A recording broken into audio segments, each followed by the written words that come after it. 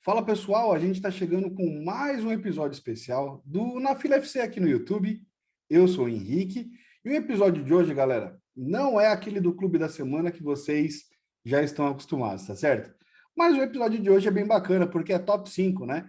E toda vez que o tema é top 5 no futebol, sempre dá discussão polêmica, sempre tem opinião divergente, né? E o tema de hoje não vai ser diferente. Eu escolhi aqui, pessoal, os 5 principais goleiros que eu mais gostei de ver atuando, né? Os 5 principais goleiros que, na minha opinião, são os melhores na posição. Então, aproveita, depois desse vídeo, deixa aí nos comentários a sua opinião. Quais são os 5 melhores goleiros que você viu atuando, hein? Então, assim, galera, vamos falar um pouquinho, para a gente começar esse vídeo, sobre o cenário dos goleiros, né? Vamos falar que lá no começo dos anos 50 e 60, a posição de goleiro não tinha até então um grande arqueiro, né, um grande personagem. Até a chegada do russo, né, Lev Yashin, o goleirão que disputou 4 Copas do Mundo seguidas pela União Soviética, né, de 58 até 70. Aliás, em 58, eles cruzaram com o Brasil, mas não foram eficazes em parar o ataque que tinha Pelé, Garrincha, Zagallo, Vavá, Zizinho e Companhia Limitada, né? Mas o Yashin ganhou o apelido de Aranha Negra por 2 motivos. Primeiro, que ele defendia bolas difíceis em todos os ângulos e ele utilizava um uniforme dos pés à cabeça totalmente na cor preta. E vale lembrar que o Yashin também foi o único jogador da posição de goleiro a vencer o prêmio de melhor jogador do ano na Europa pela revista France Football, em 1963.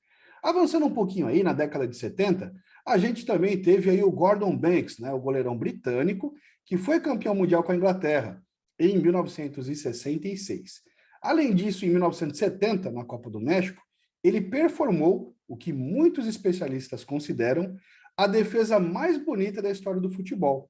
Em um cruzamento certeiro do Jairzinho, o Pelé, que era um excelente, um exímio cabeceador, fez aquele movimento de manual, subiu, cabeceou certeiro no cantinho, baixo com muita força, e o Gordon Banks foi buscar essa bola, jogando ela por cima do gol, que tornou a defesa mais plástica e mais bonita ainda. Além disso, pela Federação de História e Estatísticas do Futebol, o Gordon Banks foi escolhido o segundo melhor goleiro do século XX, pessoal. Então, assim, a gente está falando aí de 2 goleiros que realmente marcaram as décadas de 50, 60 e, por que não, início dos anos 70, né? Avançando um pouquinho no tempo, a gente pode falar aí de alguns goleiros que eram chamativos por outras coisas. A gente pode falar do polêmico Higuita, né, o colombiano, sempre lembrado aí por aquela defesa do escorpião, né, em que ele plantava uma bananeira e defendia a bola com os calcanhares, né? E, além disso, ele tinha muita polêmica fora de campo, né? Fora ele, a gente pode falar também do Jorge Campos, aquele mexicano baixinho, que ele dizia que tinha 1,75 m, mas todo mundo sabe que ele era mais baixo do que isso. O Jorge Campos, ele tinha uma excelente impulsão, ele era muito rápido, né, muito veloz, obviamente por conta também da baixa estatura, mas ele chamava a atenção pelos uniformes, né? Ele desenhava os próprios uniformes, eram sempre muito coloridos. E uma curiosidade sobre o Jorge Campos é que ele utilizava os números aleatórios, né? Ele já jogou de camisa número 9, número 7, número 3, realmente bastante diferente, né? Mas agora, pessoal, a gente vai avançar um pouquinho mais no tempo e eu vou apresentar para vocês aí o meu top 5, tá certo? Então é o seguinte, ô Liu Kang, meu filho, solta para nós aquela vinheta aí de goleiro paredão, que tá chegando o momento. Top 5 melhores goleiros que eu vi jogar.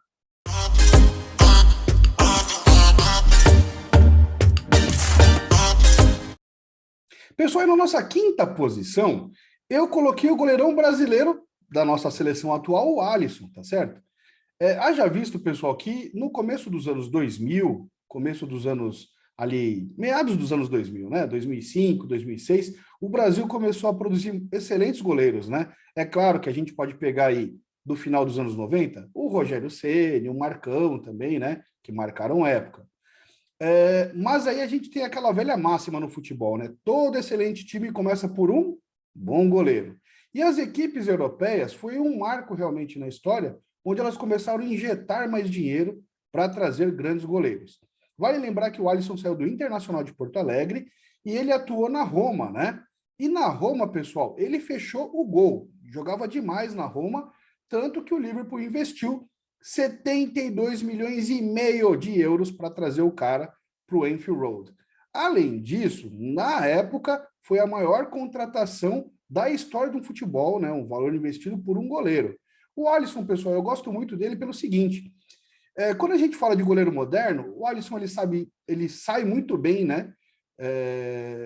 Jogando com os pés na área, passando a bola para os zagueiros, para os laterais, ele sabe armar uma jogada inicial, defende também muito bem com os pés, né? E além disso, ele tem os reflexos muito em dia. Eu não sei se o Alisson na juventude ele jogou futsal, mas ele encara os atacantes de frente a frente, né? Com o peito aberto, estilão goleiro de futsal, né? Joelho no chão, peito estufado.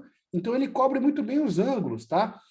Outra coisa que eu pontuei também a respeito do Alisson é que ele é um goleiro muito tranquilo, né? Muito sereno. Você não vê o Alisson nervoso no jogo, né? E o ano de 2019 do Alisson realmente foi iluminado. O cara ganhou tudo que foi possível. Em títulos coletivos, o cara ganhou o Campeonato Inglês, a Champions League e ganhou também o Mundial de Clubes da FIFA, né? Aquela final contra o Flamengo. E prêmios individuais, o que o Alisson ganhou naquele ano? Ele foi o melhor goleiro do mundo, tanto pela UEFA quanto pela FIFA, tá? E, o cara realmente aí tem construído, né, uma carreira bastante consolidada na Inglaterra, né? E jogar a Premier League não é fácil, né? De cara você tem aí no Big Six, né? Você tem aí, então, tirando o Liverpool, você tem o Arsenal, o Tottenham, o Manchester United, o Manchester City, né? Então, assim, a competitividade na Inglaterra é bastante forte, por isso que eu escolhi aí o Alisson na minha quinta colocação. Na quarta colocação, galera, eu coloquei o que eu costumo brincar de um monstro silencioso. Ele é um serial killer, galera. Foi o goleirão brasileiro Dida, né? O Dida que ele foi campeão da Libertadores com o Cruzeiro, pouca gente se lembra disso, tá? Isso foi no ano de 97, né? O Dida, ele que fez uma carreira de grande sucesso no Milan da Itália, jogou muito no Corinthians também, né? Mas o Dida, e a frase não é minha, tá? Muitos batedores de pênaltis contra o Dida brincavam que quando ele abria os braços, né? Do lado esquerdo ao lado direito, de gol a gol, parecia que ele tinha 6 metros de largura, né? E o Dida é esse cara que eu tô falando para vocês, né? Super sereno, frio, calculista, né?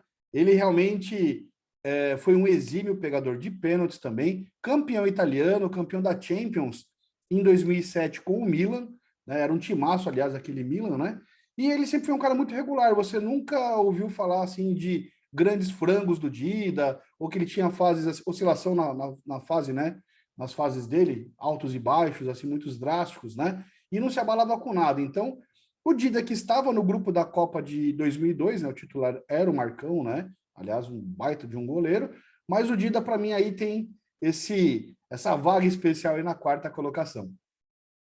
Pessoal, e na medalha de bronze, na terceira colocação, veio o primeiro europeu da lista, que é o Gianluigi Buffon, né? Buffon que teve mais de 20 anos de carreira, aposentou aí 44 anos, né? E o Buffon, galera, ele foi um goleiro assim que, na minha opinião, a maior injustiça foi ele não ter ganhado uma Champions League, né?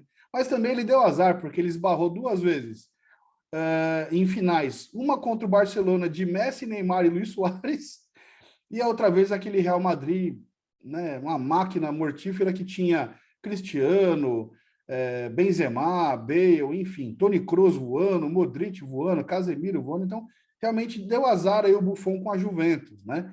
Mas sempre também foi um goleiro muito regular. O Buffon que ganhou Copa do Mundo, né, com a seleção da Itália em 2006, né? Ganhou Copa da UEFA, na época Liga Europa, com a Juventus de Turim, tá? E, o Buffon era um cara também que você sabia que ele era muito regular, nunca foi de tomar gols assim de bolas defensáveis, né? Sempre teve uma agilidade incrível. Então aí Gianluigi Buffon aí conquistou a nossa medalha de bronze aí no pódio. A minha medalha de prata fica para um goleiro que poucas pessoas lembram dele quando fazem as suas listas de melhores goleiros, mas eu acho esse cara excepcional, que é o Iker Casillas, né? Aliás, ele foi um dos jogadores mais jovens a estrear pelo elenco profissional do Real Madrid, né? com 16 anos em 1997. O Casillas fez parte de uma geração incrível do Real também, de jogadores formados na base, né? E o Casillas, ele venceu, pessoal, 3 Champions League, 5 vezes o campeonato espanhol, tá? Campeão da Copa do Mundo de 2010 com a Espanha e 2 títulos de Eurocopa, né? 2008 e 2012. Então, assim, o Casillas teve realmente uma carreira muito vitoriosa. E ainda depois que ele saiu do Real Madrid, já mais velho, jogou 2 temporadas no Porto, foi campeão português com o Porto. Ele realmente era um goleiro incrível, tá? Um goleiro também de muita mobilidade, muito ágil, né? O Casillas, que nos momentos decisivos ele crescia muito, né? Foi assim com a Espanha em 2010, pegou demais naquela Copa do Mundo, né? Então eu acho que o Casillas ele merece essa medalha de prata. Pessoal, e a minha medalha de ouro, né? O meu goleiro favorito vai para um jogador que ainda está em atividade, aliás, é bem jovem ainda para um goleiro, que é o Manuel Neuer, né? O alemão de 36 anos, goleirão do Bayern. O cara já cansou, né, de empilhar taças aí de campeão alemão com o Bayern. Ele tem título de Copa da Alemanha pelo Schalke 04, viu, gente? Foi o time que formou ele. Muitas pessoas não sabem disso, tá? Campeão do mundo com a Alemanha em 2014, né? Vale lembrar que em 2014 ele ganhou o prêmio de melhor goleiro do mundo da FIFA. E em outras 4 ocasiões, ele foi o melhor goleiro do ano pela UEFA e em 5 oportunidades, melhor goleiro do ano pela Federação de História e Estatísticas do Futebol. Cara, o Manuel Neuer é um goleiro muito frio, né? Muito sóbrio, sereno também, né? Ele cobre os lados direito e esquerdo com muita agilidade, se recompõe muito bem. Assim como eu citei a respeito do Alisson, ele divide muito bem a bola com o atacante, né? Ele ajoelha, cobre bem o ângulo com o peito, igual um goleiro de futsal, defende muito bem com os pés, tá? Lembrando aí um goleiro de handball, né? Fazendo aí um mix. E além disso, o Neuer também é um desses goleiros modernos que sai bem com os pés, sabe fazer um lançamento mais distante, né? Alimenta bem os laterais, né? Cobre bem os zagueiros. Então, o Manuel Neuer, para mim, aí é o melhor goleiro do mundo, é o melhor goleiro dessa lista. E, galera, a gente sabe que o top 5 é sempre um tema polêmico, né? Então, assim, aproveita, faz o seu top 5 aí nos comentários, diz para mim quem são os seus goleiros favoritos. E não se esqueça, faz aí a sua inscrição no nosso canal, ativa as notificações no sininho, que toda semana tem um vídeo produzido com muito carinho para vocês. Eu espero que vocês estejam curtindo o trabalho do Na Fila, tá? Aproveita que a gente também está em todas as plataformas, galera, para acompanhar os nossos posts, os nossos bate-papos, tá certo? Eu fico por aqui e encontro com vocês na próxima semana com mais um vídeo especial do Na Fila FC aqui no YouTube. Valeu, galera, um forte abraço e até a próxima.